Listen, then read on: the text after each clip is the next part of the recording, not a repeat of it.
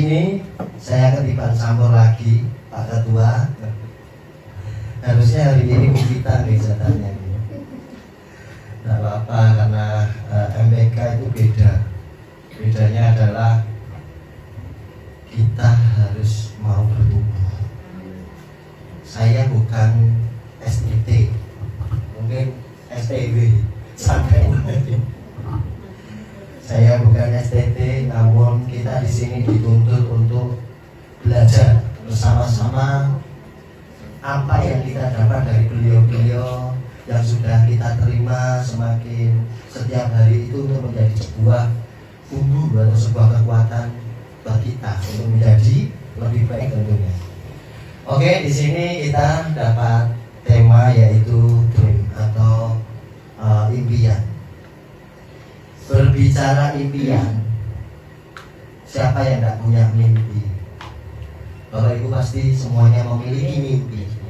Impian, mungkin Pak Adi, impiannya adalah saya rindu MPK ini kelak berdiri sebuah gereja yang kokoh, yang besar, jemaatnya banyak. Itu bagian dari impian.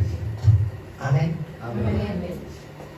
Impian itu kalau didasari atau yang meletakkan adalah Tuhan, tentunya semuanya akan ada nikmatnya. Semuanya itu akan berjalan sesuai kehendak Tuhan. Kalau impian itu sesuai dengan kehendak Tuhan. Kita harus bisa bedakan juga bahwasanya impian itu juga kadang dari keinginan kita yang tidak masuk akal. Boleh kita punya impian sesuatu hal. Contohnya, seorang pelukis itu ketika mau menggambar sebuah gunung gitu kan, dia sudah berimajinasi di kanvasnya. Ini nanti gunung seperti ini. Nah, itu adalah termasuk juga impian. Jadi sehingga nanti dia akan terapkan, diaplikasikan di sebuah kanvas tersebut. Nah, nanti tinggal hasilnya itu bagus, indah atau tidak. Itu semua kembali kepada yang tadi, yang di atas. Kita semua boleh punya impian. Seorang pelukis punya impian, saya ingin menggambar ini, gambar. Tapi ada lukisan yang hanya simple, tapi harganya mahal sekali. Kenapa seperti itu? Ya itu karena Tuhan. Kalau Tuhan yang mau kamu melukis ini, biasa kita lihat, tapi itu jadi berkat. Itu luar biasa. Seperti halnya MPK ini nanti. MPK ini mungkin kata yang lain juga, alah tempatnya sempit sumuk, wongnya ya sok enek sok ora gitu. Pelayanannya ya kuwi-kuwi tok. Alat musiknya ya mung kuwi-kuwi tok. Tapi percayalah, ini bagian daripada proses. Amin Bapak Ibu. Saat ini saya percaya kalau ini bukan proses, ini sudah berhenti tahun-tahun kemarin. Kalau ini bukan kehendak Tuhan, MPK ini tentunya ini sudah berhenti setelah ditinggal pendeta waktu itu. Buktinya pendeta pada berdatangan. Bahkan ada sesuatu yang mengatakan, aku rindu dipakai untuk di MPK. Itu luar biasa loh Pak Adi. Luar biasa Bapak Ibu. Kita ini hanya kecil. Hanya apa yang kita kalau dilihat, aduh tidak ada apa-apanya. Itu di mata manusia. Di mata Tuhan kita sungguh berharga. Impian. Kembali lagi ke impian.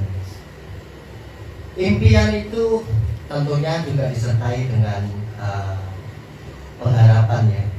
Kalau kita punya impian tapi tanpa iman dan pengharapan, jadinya juga hanya sia-sia, nol, kosong. Saya akan bersaksi sedikit. Dulu 1 tahun yang lalu saya punya impian kecil aja, nggak usah panjang lebar. Impian saya ini berhenti merokok. 1 tahun yang lalu di bulan Desember, dengan banyak pengkhotbah yang ada di sini selalu menyinggung tentang rokok itu nggak baik, kesehatan, mengganggu kesehatan dan sebagainya. nggak ada yang mempan. Bahkan 1 tahun yang lalu Pak Pendeta Noti itu datang ke sini bawa buku cara berhenti merokok. Sampai sekarang ada Pak Di. Nanti saya akan limpahkan ke Pak Di. Anak saya Alicia itu sampai mengatakan, Pak, kok dibaca? Saya cuma baca penerbitnya. Saya masih nekat. Saya punya impian ada. Saya ingin berhenti merokok tahun ini. Loh, luar biasa loh. Saya ingin berhenti merokok tahun ini. Itu impian saya. Tapi prosesnya itu ternyata tidak mudah dan tidak gampang. Bahkan 3 hari yang lalu saya masih merokok. Sampai istri saya, jangan merokok, kasihan anak-anak. Anak-anak juga, agak sana jangan duduk sama aku dekat-dekat karena baunya rokok. Ini sedikit saya akan singgung rokok-rokok. Kenapa? Karena kemarin saya merasakan suatu hal yang bicara sama hati saya. Gara-gara seperti ini. Saya ini mau isi bensin, saya posisi masih merokok. Masih di itu kan, kalau isi bensin kan tidak boleh merokok. Jadi saya berhenti, saya matikan. Di situ ada bicara kuat di sini. Mulaimu kok kosong banget. Arep pom bensin jane enggak ngantri kan, gara-gara nyecek rokok, jadi ngantri panjang gitu. Di situ, oh iya, kok koyo gara-gara sebatang rokok ini. Kok semuanya jadi terlambat? Oh, saya punya gambar. Oh, kehidupan saya mungkin terhambat gara-gara ini juga. Apa yang saya impikan ternyata belum saya gapai. Ternyata prosesnya lama. Ternyata prosesnya tidak mudah, nggak enak. Di sini kuat sekali. Padahal itu saya habis beli rokok. Saya habis beli rokok. Dalam nama Yesus saya ambil, saya buang di kali depan pom bensin. Saya bilang, Tuhan, saya mau berhenti merokok, tapi saya nggak kuat kalau nggak tanpa Tuhan. Puji nama Tuhan. 1 jam berlalu, sampai rumah saya belum ngomong sama istri, takutnya saya jatuh lagi. 1 jam saya kuat, tapi kayak orang bingung. Karena biasa ada aktivitas, ini tidak ada aktivitas. Bingung. 2 jam. Akhirnya saya makan. Efeknya kan memang makan arahnya. Tapi pembawaan saya kayak emosi saya itu jadi gampang emosi, saya jadi mudah emosi. Akhirnya saya makan, saya pakai makan. Habis makan, saya duduk sebentar. Aku tak tidur ya. Loh kok tidur? Biasanya kan nggak tidur. Habis makan aktivitas. Enggak, saya mau tidur. Sebenarnya saya tidur itu untuk mengakali supaya habis makan biasanya kan pengen merokok gitu. Saya mengakali itu. Tapi ya, menolak gangguan. Baru malam itu ada yang nyari. Puji nama Tuhan. 2 jam, 3 jam, 4 jam, 5 jam. Sampai kemarin Mas Daud datang. Kaget. Oh nanti sudah nggak merokok. Lalu tante cerita, oh puji Tuhan, nanti tak tese gitu kan. Menolak om. Maaf. Puji nama Tuhan. Sore ini berarti saya sudah dapat 3 sore. Puji nama Tuhan. Tidak mudah, sepele. Impian saya ingin berhenti sudah terjawab. Tuhan, saya bikin janji sama Tuhan, kalau saya berhenti merokok, Tuhan pasti pulihkan saya. Tuhan pasti sembuhkan sakit penyakit istri saya. Tuhan pasti angkat semuanya. Tuhan pasti ingatkan Pak Adi sebentar lagi berhenti merokok juga. Amin. Tuhan akan jaga semuanya. Saya percaya. Karena apa? Bolak-balik Pak Yo, Bu Lili. Ayo motornya MPK ini harus dimulai. Aku nungguin Pak Adi waktu itu. Ternyata itu hanya alasan saya. Ternyata Pak Adi tidak bisa berhenti. Saya sekarang berhenti Pak Adi. Jangan kapok-kapok kalau adik ini mengingatkan. Stop. Puji nama Tuhan. Ya sedikit kesaksian itu dari saya. Mari kita buka satu ayat. Tidak usah panjang lebar karena baik, kita akan baca di Amsal 29.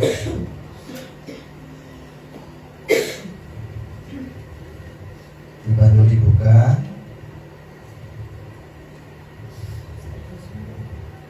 Amsal Amsal 29 ayat 18.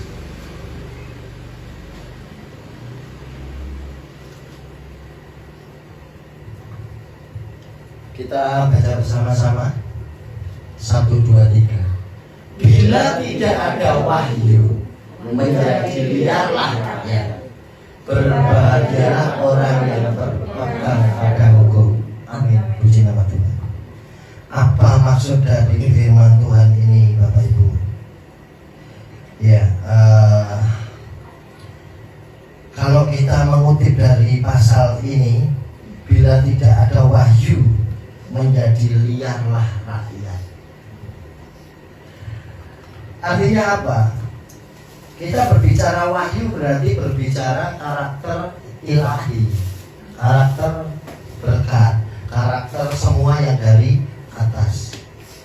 Artinya gini, kalau kita memiliki impian, kalau kita ini memiliki impian tanpa didasari dengan iman dari Tuhan, itu sama aja kita tidak akan pernah tercapai. Goalnya itu tetap kita harus ada penyertaan Tuhan itu sendiri, Bapak Ibu. Karena apa? Di sini sudah dikatakan tadi, aku mengetahui rancangan-rancangan tentang kamu. Kalau kita baca di Yeremia 29 ayat 11, Yeremia, Tuhanlah sumber impian. Kalau kita melihat di Yeremia 29 ayat 11 akan saya sampaikan di sini. Saya bacakan, aku mengetahui rancangan-rancangan tentang kamu. Sebab aku ini mengetahui rancangan-rancangan apa yang ada padaku mengenai kamu. Demikianlah firman Tuhan, yaitu rancangan apa? Damai sejahtera, dan bukan rancangan kecelakaan, atau memberikan kepadamu hari depan yang penuh harapan. Di dalam firman Tuhan sudah mengatakan bahwasanya kalau itu rancanganku, itu pasti damai sejahtera. Sekarang kita koreksi, mimpi kita apakah dalam rancangan Tuhan? Apapun itu mimpi kita. Saya pengen punya rumah mewah. Siapa yang nggak pengen punya rumah mewah? Tapi ada proses setelah itu. Proses ini menyakitkan. Apakah proses ini kayaknya mudah? Apakah proses ini seperti apa? Itu kita harus meneliti. Apakah impian untuk memiliki sebuah rumah tadi sesuai kehendak Allah? Apakah sudah sesuai dengan kehendak Tuhan? Kalau sudah sesuai, pasti ini yang terjadi. Damai sejahtera. Apakah mungkin? Karena sang pemimpi, sang istilah kata, kita memberikan imajinasi kita. Saya kasih ilustrasi untuk apa tadi? Pelukis. Sekarang ilustrasinya adalah pembuat permata, pembuat perhiasan. Apakah kita sebagai calon perhiasan ini, ataukah kita sang pembuat perhiasan? Di sini ibaratnya kita sudah naik level. Yang kita bicarakan ini untuk impian beda. Yang pertama adalah kalau kita jadi perhiasan, prosesnya itu sakit. Perhiasan, kalung, sebelum dibuat kalung yang cantik, yang mahal, yang bagus, enak dipandang, prosesnya sakit. Butuh ditempa, dibakar, ditempa lagi, dibakar. Itu proses. Supaya apa? Yang tidak baik mulai diratakan. Muncul yang tidak baik, diratakan. Muncul yang tidak baik, diratakan. Itu proses. Proses itu sakit. Tapi apa hasilnya? Tujuannya adalah untuk menjadi indah dan menjadi lebih baik. Supaya apa? Supaya mahal. Itu adalah konsep ketika kita diproses. Tapi di sini dari temanya adalah kita yang bermimpi. Apakah harus sakit? Beda. Kalau kita yang diproses, sakit. Tapi kalau kita yang memimpikan atau punya impian tersebut, kalau sudah dengan kehendak Tuhan, maka semuanya akan damai sejahtera. Apakah tidak ada masalah? Masalah pasti ada. Karena masalah itu adalah vitamin kita. MPK ini berdiri sampai saat ini, sampai hari ini.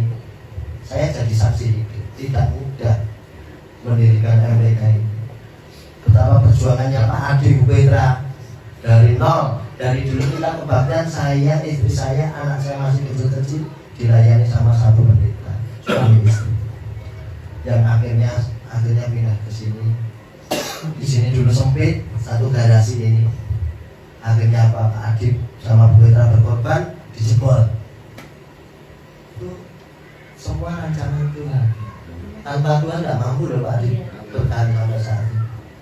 Karena apa? Saya tahu Pak Adib Bu Petra ini tidak cari untung. Kita ini tidak melayani Tuhan, tidak cari untung. Dan itu benar-benar saya menyaksikan sampai saat ini. Puji Tuhan Mas, walaupun kamu punya kekurangan, saat ini masih nonton ya. Semuanya saya akui. Amin Bapak Ibu. Pak Dwi mengakui ya Pak Adi luar biasa. Berarti ada Tuhan, ada kuasa Tuhan, ada kuasa Roh Kudus yang Pak Adi miliki, Bu Petra miliki, tanpa kita tahu. Loh, ini kata saya luar biasa. Saya ingin Pak Adi, belum tentu bisa, belum tentu bisa. Pak Adi pengen kayak saya, belum tentu bisa juga. Ya lah Bu, belum tentu bisa. Apalagi Pak Dwi pengen kayak saya, tidak bisa. Saya pengen kayak Pak Dwi juga tidak bisa. Jadi semua kita ini sebenarnya apa? Satu tubuh. Kita ini punya fungsi itu beda-beda.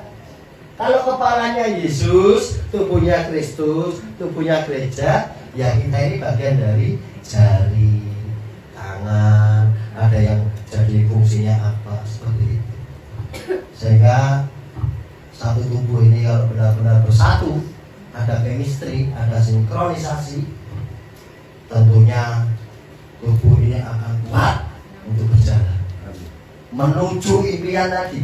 Kalau kita bicara impian MPK, gitu Bapak. Jadi kita jangan takut. Kita jangan takut karena kita sedikit. Jangan takut mati seperti apa, jangan takut. Karena di sini sudah ditulis. Sebab aku ini mengetahui rancangan-rancangan apa yang ada padaku mengenai kamu, MPK. Demikianlah firman Tuhan, yaitu rancangan damai sejahtera dan bukan rancangan kecelakaan. Satu lagi, kalau nanti Bapak Ibu ditunjuk MPK atau Pak Adi, mohon jangan khawatir, maju aja. Saya tidak menyindir Bu Rita, ya. Serius, saya kuatkan Bu Rita ya. Saya lihat ada kemauan, cuma bedanya belum siap. Karena sampai kapan siap-siapnya Bu Rita? Kapan siapnya Bu Ana? Semuanya harus siap. Ada cerita.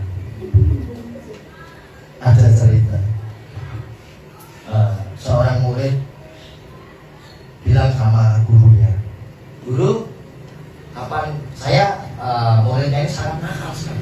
Tiap hari kerjanya merampok." Suatu ketika dia datang sama gurunya, "Guru, jadi murid ini tidak bisa dibilangin, dablek. Muridnya dablek sekali. Kamu ini dablek sekali." Gurunya punya ide, cara ngomongin enak kayak gini seperti itu. Dibilangin lah, kamu setiap hari, setiap saat berbuatlah jahat. Mau merampok saja. Tapi ingat ya, satu hari sebelum kamu dipanggil Tuhan, kamu harus bertobat. Di situ dia mikir, satu hari sebelum dipanggil Tuhan. Siapa yang tahu satu hari dipanggil Tuhan? Ngomongnya seperti itu.